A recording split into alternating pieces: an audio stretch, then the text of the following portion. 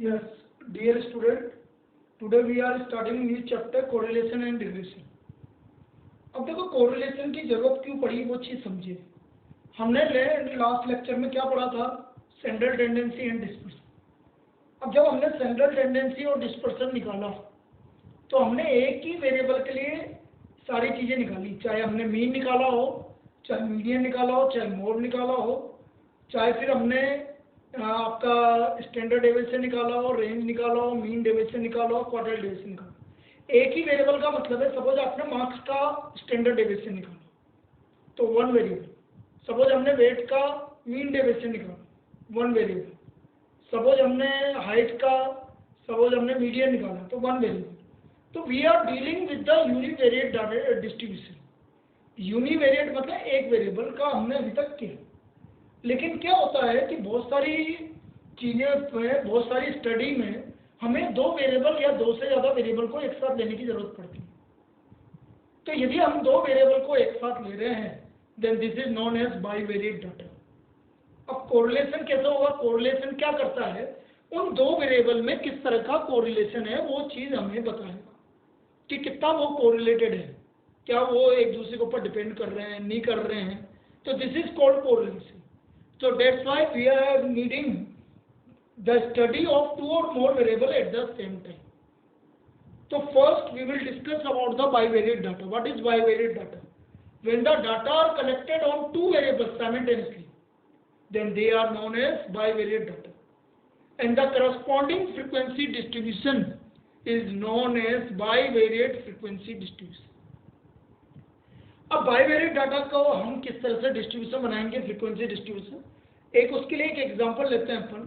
एक मुझे bivariate frequency distribution table बनानी है।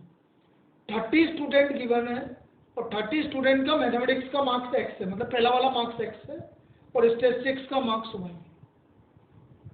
तो सपोज फर्स्ट स्टूडेंट का मैथमेटिक्स का मार्क्स 7 है और 9 है, सेकेंड का फर्स्ट का स्टेट का मार्क्स वाई है और हमें क्लास इंटरवल लेना है 0 to 2। म्यूचुअली एक्सक्लूसिव मतलब एक्सक्लूसिव फ्रीक्वेंसी डिस्ट्रीब्यूशन बनाना है। अब मुझे इसको बनाना है तो किस तरह से बनाएंगे बेटा, ध्यान से समझिए। ये मैं आपका बाइवेरिएट फ्रीक्वेंसी डिस्ट्रीब्यूशन बना रहा हूँ, इसको ध्यान से समझेंगे बाइवेरिएट फ्रीक्वेंसी डिस्ट्रीब्यूशन को।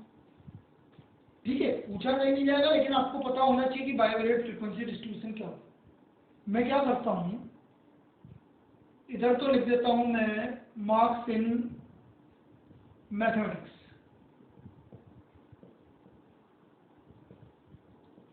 इसको मैं एक्स बोल देता हूँ और इधर लिख देता हूँ मैं मार्क्स इन स्टैटिस्टिक्स,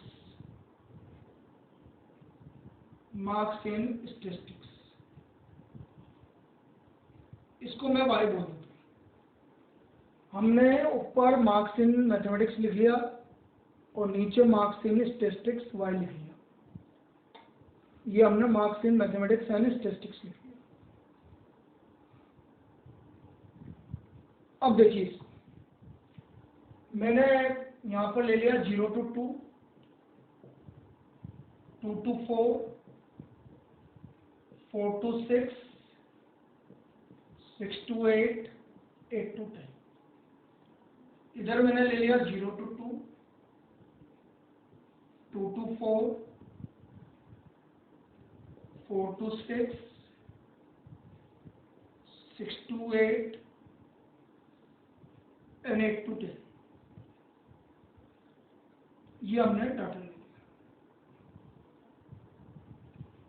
अब हम इसकी फ्रीक्वेंसी डिस्ट्रीब्यूशन टेबल बना लेंगे, बाइवेरिएट फ्रीक्वेंसी डिस्ट्रीब्यूशन टेबल। ये हमारा इधर एक्स हो गया और इधर वाई हो गया। अब देखो पहला ऑब्जर्वेशन है 7 9, मतलब 7 मैथमेटिक्स में मार्क्स है, ये रहा 7 और 9 बेटा यहाँ पर है। ये टेली मार्क्स के हिसाब से हमने इसको मार्क कर लिया। सेकेंड है 6 3, 6 और 3। थर्ड है 2 6 और 2 यहाँ पर है और 6 यहाँ है। फिर है 8 3, 8 और 3। फिर देन 5 9, 5 इसके बीच में आ रहा है और 9 बेटा यहाँ है। फिर 3 8, 3 इसके बीच में आ रहा है और 8 बेटा ये है। फिर 9 7, 9 इधर इन दोनों के बीच में आ रहा है और 7 यहाँ है। फिर 9 9, 9 इन दोनों के बीच में आ रहा है और 9 9 यहाँ पर आया। फिर आया हमारा 8 4, 8 ये रहा बेटा और 4 यहाँ आएगा। फिर है 1 4, 1 इन दोनों के बीच में आ रहा है और 4 यहाँ आएगा। फिर इसके बाद क्या है बेटा 5 6, 5 इन दोनों के बीच में आ रहा है और 6 यहाँ आएगा। फिर क्या है 4 8, 4 ये रहा और बेटा 8 ये रहा, ये 2 हो गए, ये 4 8 हो गया आपका। फिर 7 7, 7 ये रहा बेटा, 7 ये रहा। 3 1, 3 इन दोनों के बीच में आया, 1 ये रहा। फिर इसके बाद क्या है हमारा 4 8, 4 ये रहा और 8 ये रहा। फिर आया 8 8, 8 ये रहा और 8 ये रहा।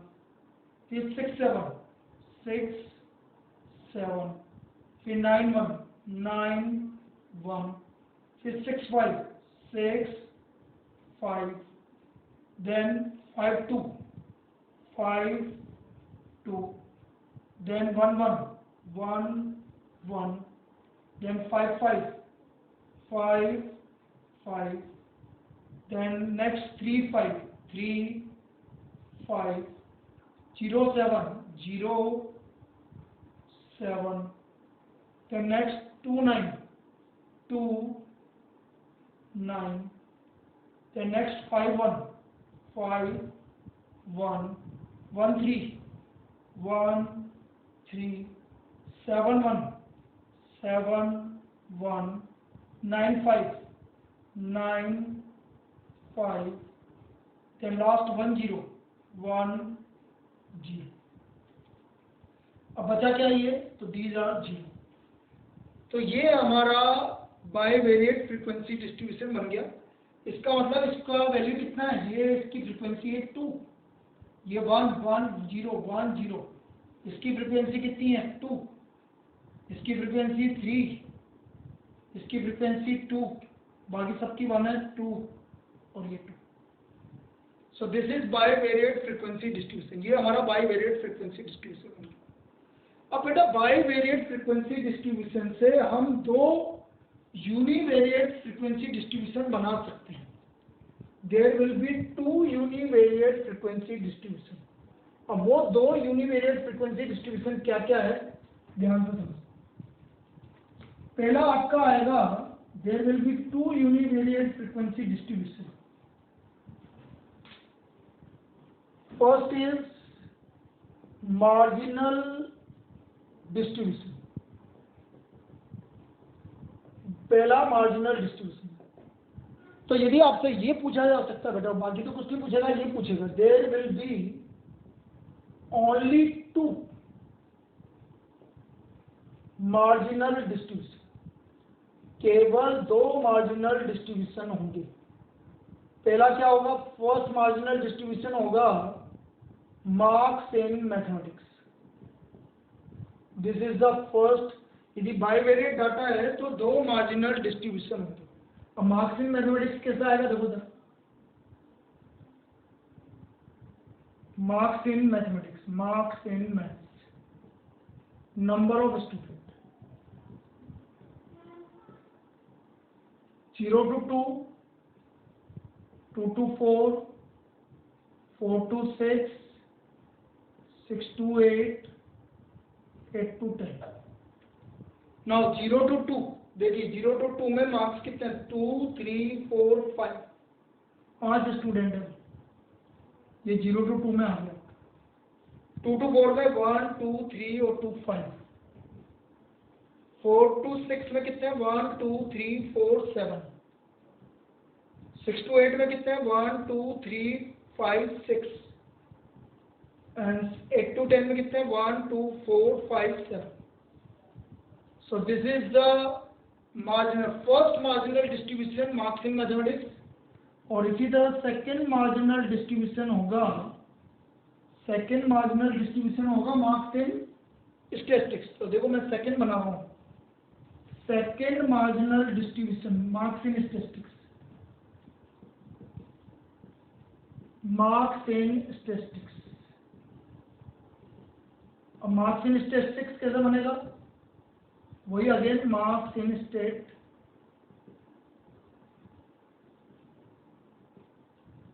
number of students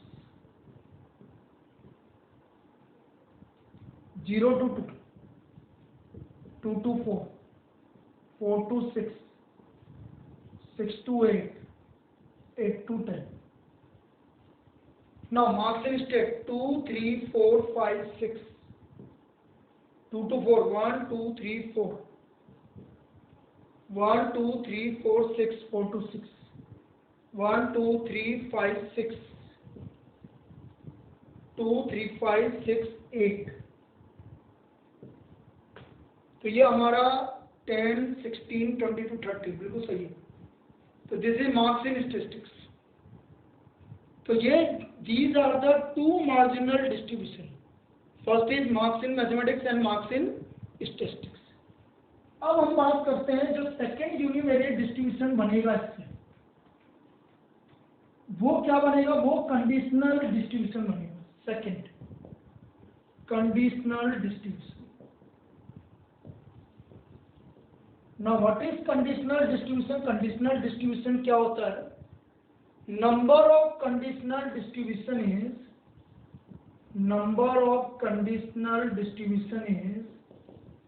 m plus n. Now what do you mean by m? m मतलब देखो कितना, 1 2 3 4 5. तो यहाँ पर m की वैल्यू 5 है. इस वाले में 1 2 3 4 5, तो n की वैल्यू 5 है. तो इस केस में नंबर ऑफ कंडीशनल डिस्ट्रीब्यूशन बनेंगे 5 plus 5, 10. कैसे? जैसे exam marks in statistics, when mathematics marks और इन द इंटरवल 4 to 6. सब ऐसा बोलते हैं भाई, मैथ्स के मार्क्स 4 to 6 है तो स्टेट के मार्क्स, तो ये वाली एलिमेंट है. This is conditional. तो क्या होगा देखो, marks in statistics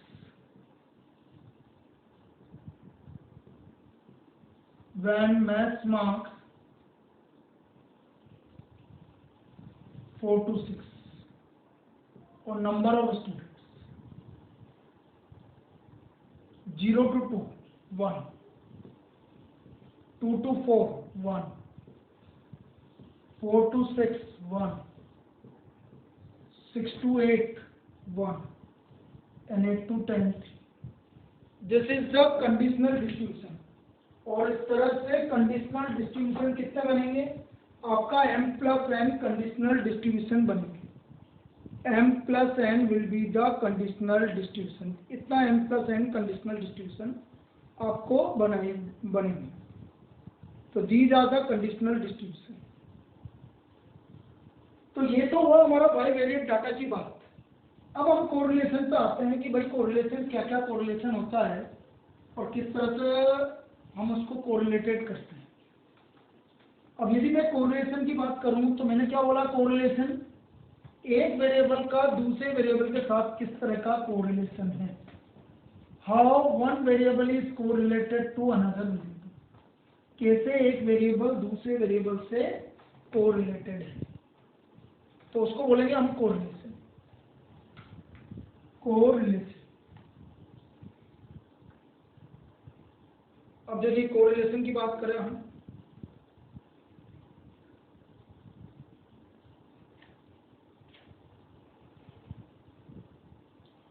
now correlation analysis.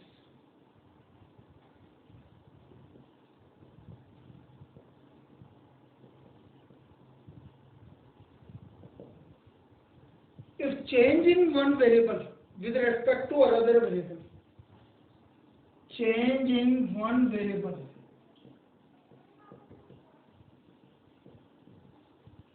with respect to another variable is known as correlation.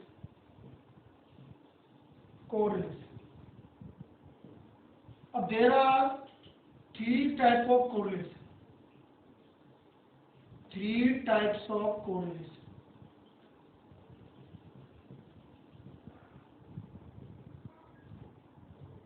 first, positive correlation.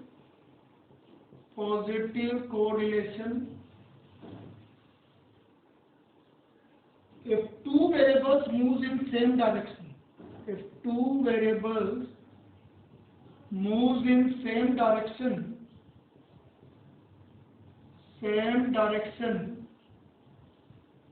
then it is known as positive correlation.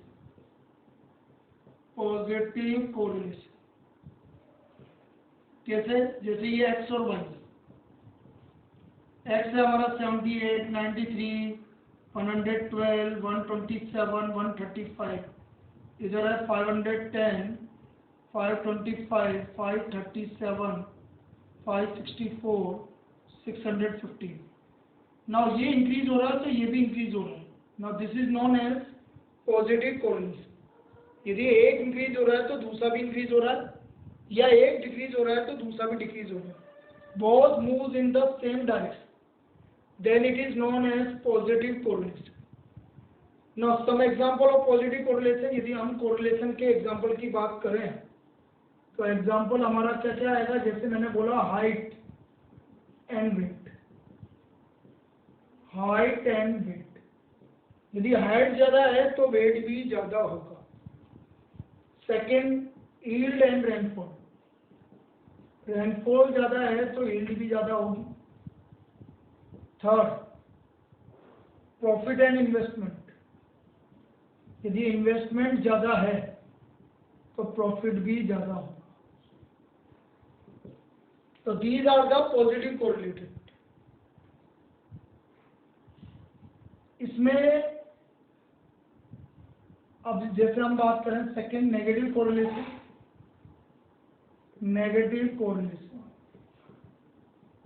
Now what is negative correlation? If two variables moves in different direction, opposite direction. If two variables moves in opposite direction, then it is known as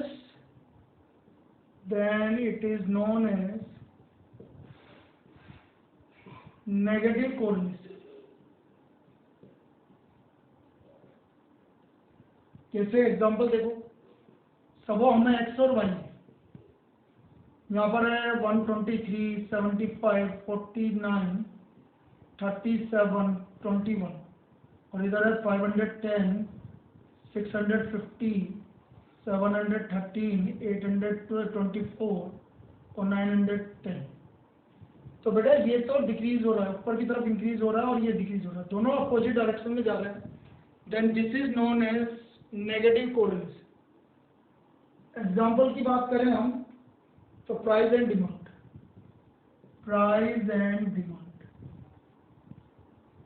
second,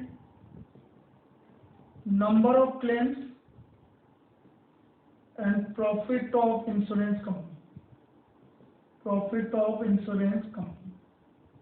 Now this is again a negative correlation. Winter and sale of cold drink. The temperature में तो ये हो गया आपका temperature नहीं, और winter क्या temperature and sale of woollen cloth. यदि टेम्परेचर ज़्यादा है तो वुलन क्लॉथ का सेल कम हो गया. So this is negative correlation. ये आपका नेगेटिव कोरिलेशन हो गया. अब इसके बाद जो थर्ड कोरिलेशन है वो है हमारा नेगेटिव जीरो कोरिलेशन या नो कोरिलेशन.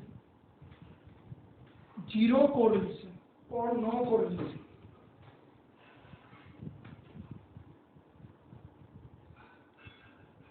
No correlation.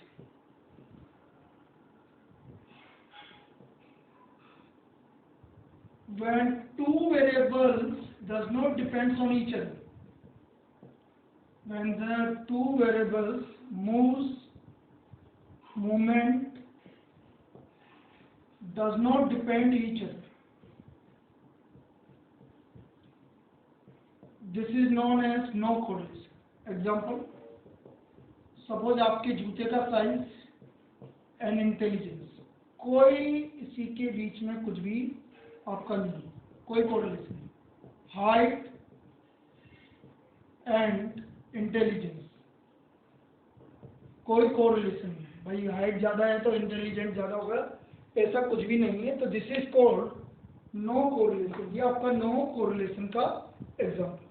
तो बेटा ये 3 तरह के कोरिलेशन होते हैं। अब हम इसके डिफरेंट मेजर ऑफ कोरिलेशन की बात कर लेते हैं कि what are the different measure of correlation. हम कोरिलेशन को किस किस तरह से मेजर करेंगे। तो हमारे पास 4 मेजर है कोरिलेशन मेजर करने की। There are 4 methods to measure correlation. अब वो 4 मेथड क्या क्या है वो समझते हैं हम। तो मेजरमेंट ऑफ कोरिलेशन या measure of correlation, measure of correlation. First method scatter diagram, scatter diagram method. Second Karl Pearson product moment correlation coefficient, product moment correlation coefficient.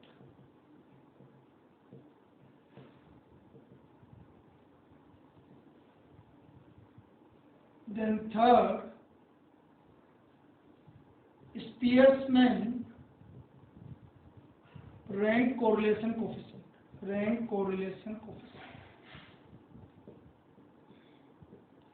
And last, method of concurrent division.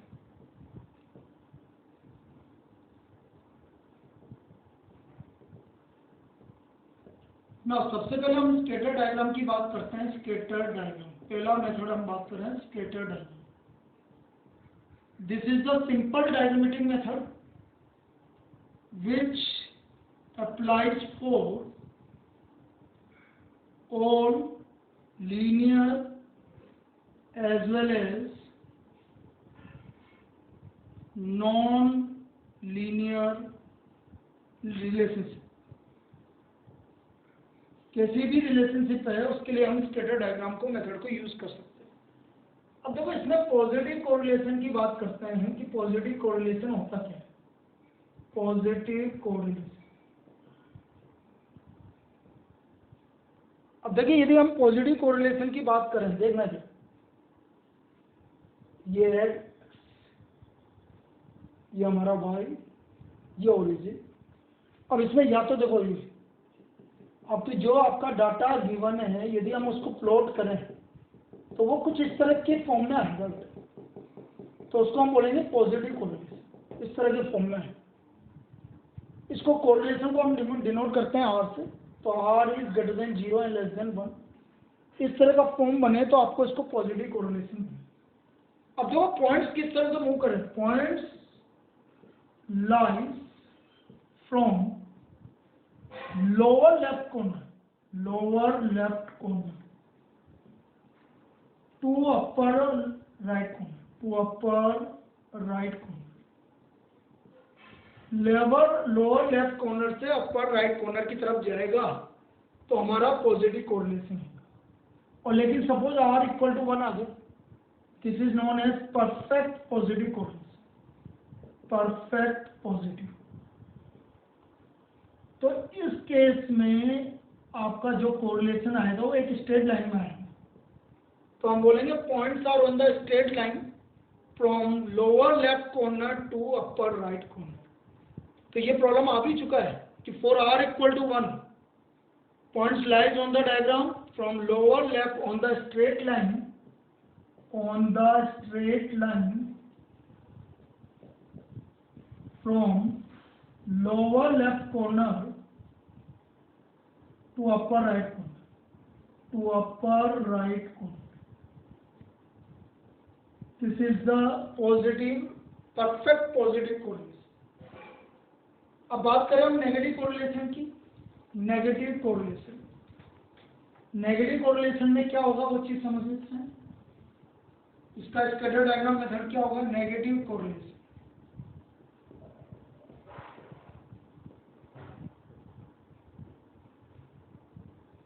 ये हमारा x axis, y axis origin, आपका data कुछ इस तरह से correlated होगा, इस तरह से आपका डाटा कोरिलेटेड होगा। तो from point lies from upper left to lower right, तो r का वैल्यू -1 से 0 के बीच में आएगा। This is negative correlation and perfect negative correlation, perfect negative correlation, इसके लिए r इक्वल टू -1,